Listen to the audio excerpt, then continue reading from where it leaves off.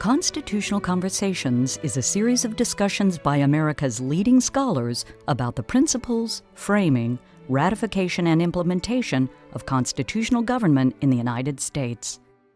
This series is hosted by the James Madison Memorial Fellowship Foundation of Alexandria, Virginia.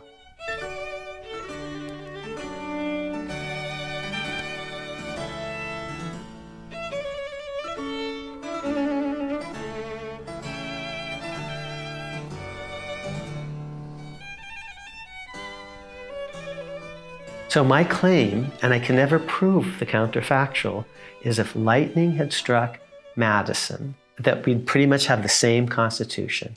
That we'd have the same Constitution if Madison hadn't showed up or Elbridge Gerry hadn't showed up, and instead we had had Jefferson and John Adams. My claim is we pretty much get the same Constitution because it's just a logical synthesis of the 13 state constitutions.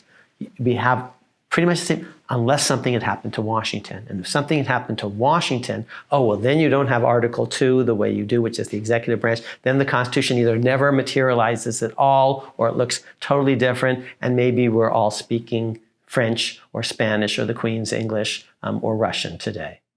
Maybe this would be a good chance to try to close the circle then and go back to where we started, namely importance of words.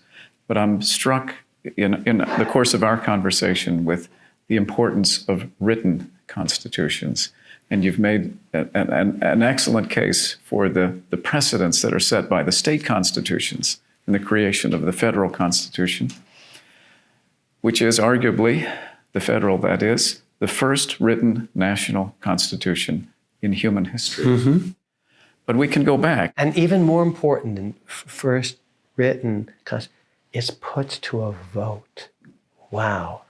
And people through deliberation. Yes, they debate it for a year, and some people are for it and some people are against it, and they have passionate views, just like they have passionate views about the overruling of Roe versus Wade today. But for this entire year, what's so amazing, no one dies politically. I mean, it's so different, let's say, than the French Revolution, which will end in an orgy of blood devouring its own children, Paris and the terror, thousands, tens of thousands of people, decent people, just being slaughtered. That's the French Revolution. And in our revolution, people, they're fiercely opposed to each other. Oh, but what would we say to our kids? They used their words, okay? They deliberated, and the losers acquiesced. It was very close. In New York, actually, New York Ratifying Convention, it actually passes, I won't go into all the details, by a single vote, 30 to 27. You might think it's 2 votes, but it's actually a single vote for complicated reasons. It passes by the narrowest of margins, but here's what happens. The losers said, it was fair. You listened to us. We made our arguments. We voted. So they didn't say, oh, this was fraud, okay? They said it was fair, and we'll acquiesce, but you've made a mistake, and Congress is too small, and we think really there should be a Bill of Rights. They make other objections as well.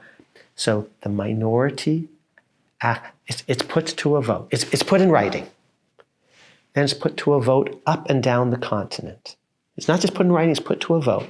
And people deliberate on it up and down the continent. And the fix is not in. Rhode Island says no. North Carolina says no. It almost fails in New York, and it comes close to failure in Virginia and Massachusetts and New Hampshire. So the fix is not in, and the losers acquiesce, and the winners then listen to them and say, you know what, we want to bring them on board. We should actually take their best arguments and revise the system, which we call the Bill of Rights, which is Madison, but it's also, I say, George Washington.